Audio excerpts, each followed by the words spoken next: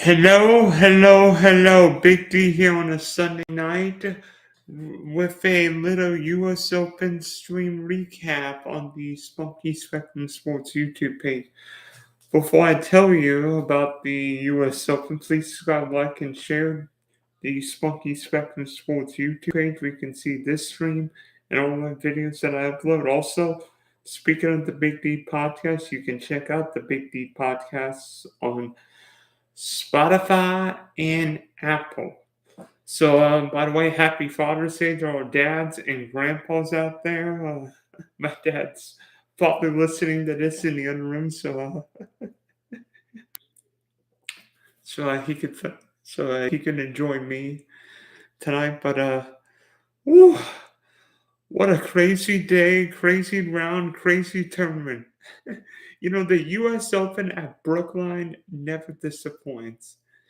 And today was another crazy whirlwind of U.S. Open adventure at this old stallion of a golf course. But congratulations to Matthew Fitzpatrick for becoming the second golfer since Jack Nicklaus, who won the U.S. Amateur and the U.S. Open at the same course. Nicklaus won the U.S. Amateur at Pebble Beach in 1961 and then won the U.S. Open there 11 years later. Of course, the big story for Fitz this weekend was that he won the U.S. Amateur there in 2013, ended up staying in the same house, and then today won the U.S. Open there 9 years ago. But to me, Matthew Fitzpatrick more than deserved of winning this tournament. How about this stat? Hitting greens in the final round of the U.S. Open is difficult enough. There are 18 greens, and he hit 17. 17 greens in regulation out of 18 chances. I can see why he won the United States Open, but you knew Fitz was always going to be a threat, particularly with how well he's played, the added length, and how he knew this golf course. Show it to Gilhan's redesign, but golfers find comfortable places that they can contend in. Tiger always found 3 or 4 places. He always played well in one. Phil's got places. Jordan Spieth's got places. Roy, everybody's got places where they contend. Well, for Fitz, Brookline is that place. And you look at his round. Birdie at 3. Birdie at 5. Yeah, bogey at 6, but birdie at 8. And then it looked like he was slipping a little bit with bogeys at 10, 11, but a big birdie at 13. And I think a huge turning point for him was a huge long birdie putt at 15, because that really stole the momentum from Will Zalatoris. And instead of looking like Will Z or Scotty Scheffler would win, ended up being Fitzpatrick. And to me, I actually think Fitzpatrick could have put up more than 200 fall today. With how well he struck the ball, how many greens he struck, he actually did not have a good putting round. I don't have the strokes gain or strokes lost putting, but I bet you Fitz lost a few strokes on the green, because it seemed like I think it was like either 33 or 35 putts on the green, but he struck the ball well enough where it didn't matter. And with Fitz, you see golf shots that can change that can change the sport. And I think his bunker shot out of that fair on the 18th is one we're going to remember for a long time, because when he hit that bunker, I was thinking he was dead. And I was thinking, oh no, did he just meet a Pereira himself on the PGA Championship at Southern Hills, where he hit the drive in the water and then ended up losing his lead? Well, Fitz hit it in the one hole of the bunker where you could reach the green and maybe more importantly, get the ball over the fronting bunker. Because if you hit the ball in that, now you've got very difficult up and in. But Fitz could get the ball out of the bunker, over the green side bunker, and on the greenway could putt it, and he had the shot of his life.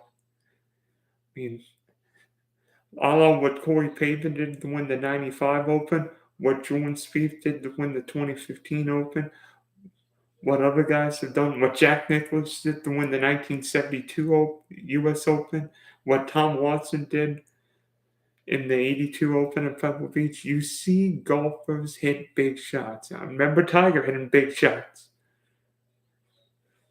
to win his majors, and Fitzpatrick hit that shot, put it on the green, and made Will Zalatoris hit it. And unfortunately for Woolsey, after Fitz missed his birdie putt, Woolsey couldn't make Zalatoris couldn't make his, but Fitz is more than deserving, and you knew he was going to be popular today with what happened 9 years ago, and seemingly you find course that you're comfortable with, and for Fitz,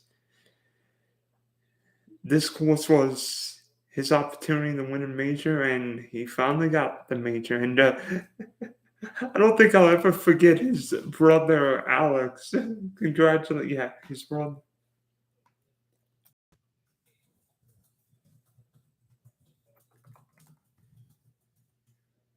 Yeah, Matt Fitzpatrick's brother, Alex.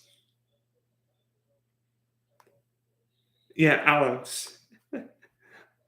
Cheering almost like he was playing there because both of them because Alex was on Matthew's back when he won the U.S. Amateur there 9 years ago. But how about Matt Fitzpatrick's caddy after 40 years of caddying for some of the great, finally getting a major?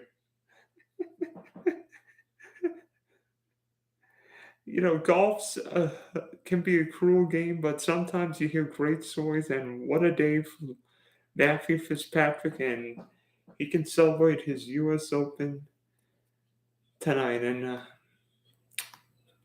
as I said earlier, Matthew Fitzpatrick and Jack Nicklaus are in the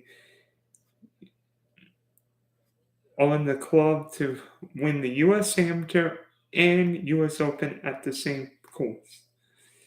Not a bad company. But how about the guys who finished second? Is it just me or was Will Zalatoris finish second in every major? Because seemingly that guy, it's just cruel. In 9 career major starts, these are Will Zalatoris' stats. Miscut, T6, second, T8, miscut, withdrawal, tie says second. That would be 6 top 8 finishers in 9 major starts for the young man from Texas. A major is coming for him. He's going to win on the PGA Tour, and when it is, it'll probably be a big turn. I said before the week that Will Zalatoris' betting line seemed too juicy to me. With how well he's playing, I don't care what the golf course is. I don't care if his accuracy is 159, 160 in the field. I don't care if he can putt. I don't care if he can putt from 3 feet. Will Zalatoris is going to play well in majors. And darn it, he played well again.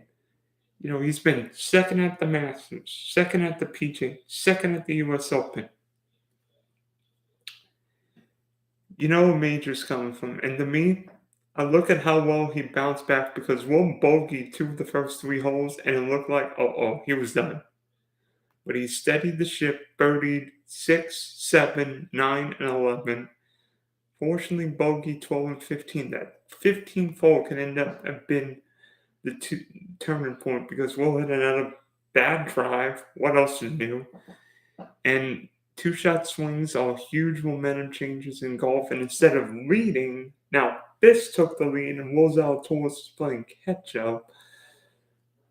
Both tied, and Will Zalatoris was playing from catch-up. Yeah, he made a great birdie at 16, but he couldn't birdie 17. And even though he had a great drive, great approach at the last, just couldn't make the putt. And, I know some people will say, well, Will Zalatoris can't win a major. Listen, Phil Mickelson couldn't win a major until the 2004 Masters, and then he won it, and then he won a half dozen majors. Dustin Johnson couldn't win a major until the 2016 U.S. Open, and then he won the U.S. Open and the Masters, and we've seen what he could be. Jon Rahm couldn't win a major until last year's U.S. Open, and to me, I don't care what golf course it is, how tough it is. Will Zalatoris is always a threat. Maybe the best ball strike on tour. If he could get more consistent with the putter and avoid a few more shanks in the bushes, Will Zalatoris is a threat to win any major. I don't care if it's Augusta, the U.S. Open, PGA, or the Open Championship. That guy is capable of winning anywhere, any place, anywhere, anytime. He's a threat to win any golf tournament. So when he wins, it will be a big tournament. I can all but guarantee you that. And you know who else is having? And you know who else is capable of winning anywhere, especially in 2022? Mom's trying to hit her own sandwich on the stream here, but Scotty Scheffler's capable of winning anywhere, anytime this year. He's already got 4 victories, including the Masters. And to me,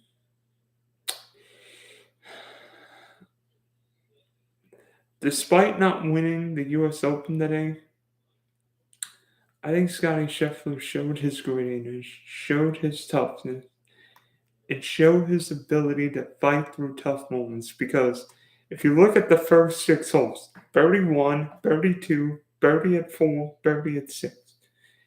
And I know what everyone's thinking. Here we go again from yesterday where he was, 6 under at the turn and then imploded going 5 over 4 holes. And then today, he bogey 10, bogey 11.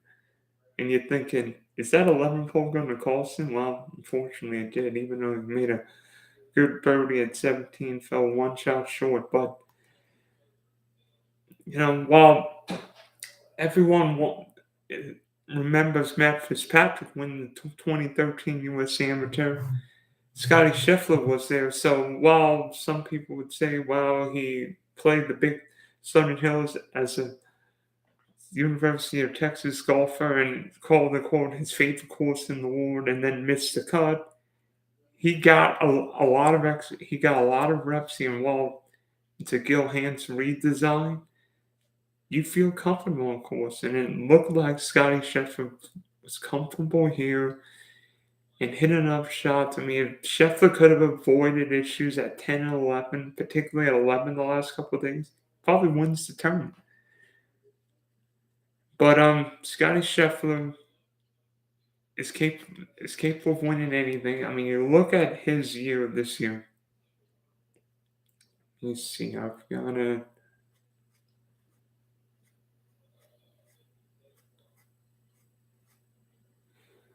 In 18 starts, 4 wins, 2 seconds, 8 top 10s, 13 top 25s. And not just small events, Phoenix, API, Matchball, Masters, Charles Schwab, and now U.S. Open. Scotty Scheffler is more than deserving of the number 1 player in the world, and he is capable of winning any tournament. This is not the last we're going to hear from Scotty Scheffler, not just this year, but in majors, because that guy is capable of winning anything.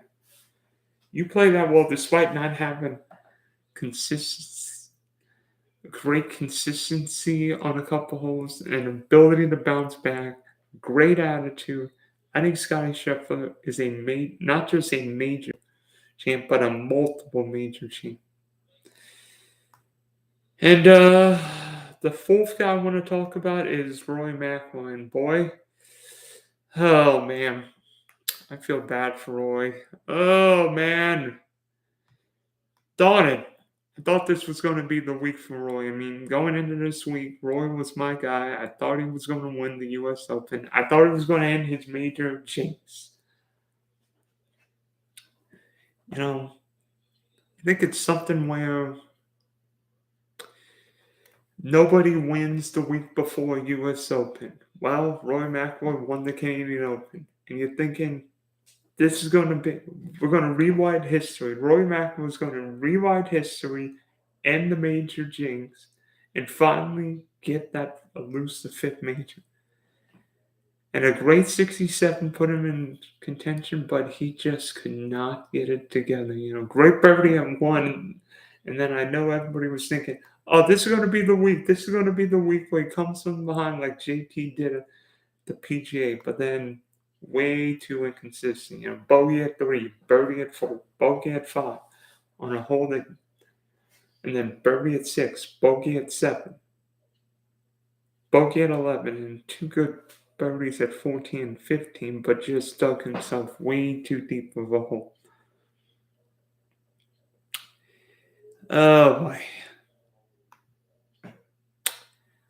I don't get it. I mean, I don't get it. I mean, maybe some guys aren't destined to win more majors because Roy won 4 early in his golf career. Now he hasn't won any in 8 years. And with so many young guys coming, you wonder if Roy McIlroy is destined not to win anymore. Because to me, he's got the talent to win any major, whether it be the Open, Mass, US Open, PGA, it doesn't matter.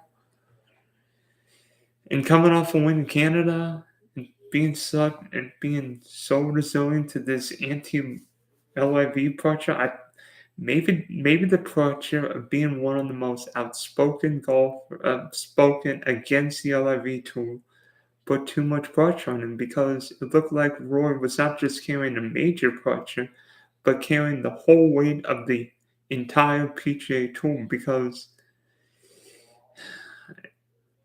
you just didn't see that swagger with Roy. You just didn't see a happy Roy. It always seemed like a strained, stressed Roy. So, unfortunately, maybe this LIV Tour pressure got to him. Never seemed like Roy was in control of his game. Like, he would hit one good shot and then one bad shot. And just never seemed to have it today. But, I feel like Roy's going to have a chance win any kind of major and maybe just get one. And all of a sudden now the floodgates could open again. So hopefully Roy McIlroy can get rid of his major jinx because I think the whole golfing world is rooting for him. And now about Brookline.